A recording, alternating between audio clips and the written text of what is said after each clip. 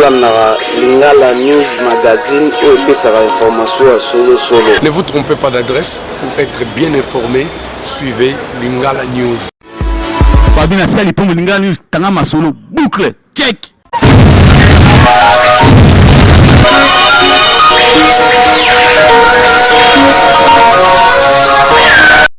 Tangui Fouenye.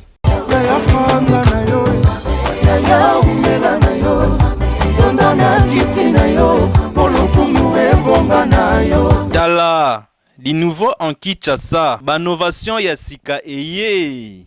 Appareil diagnostic mobile, eza kaka epai ya maître de votre maître, donc Tekea. Aza mosika te.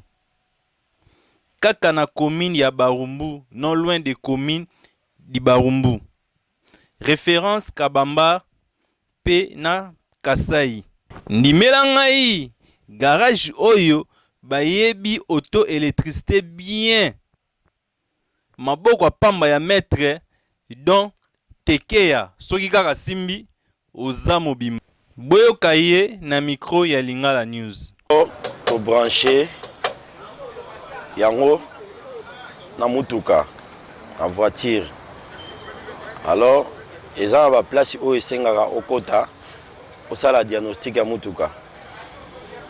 Soki olingo diagnostiquer eza un problème à monteur, eza na ba côté okota oyo olakisa ke monteur il y a un problème au comment à partir ya machine.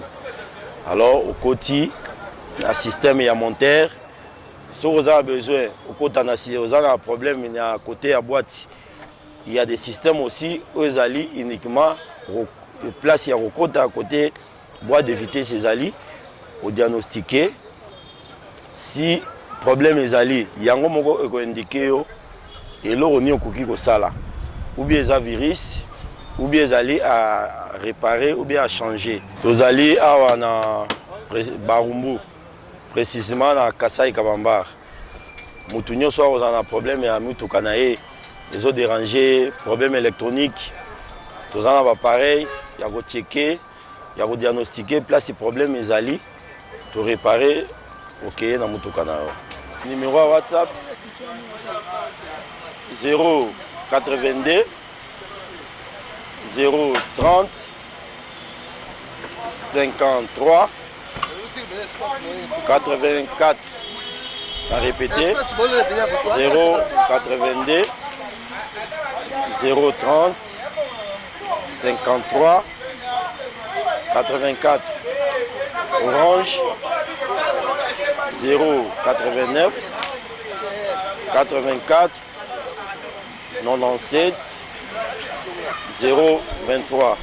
On a répété 089 84 97 023.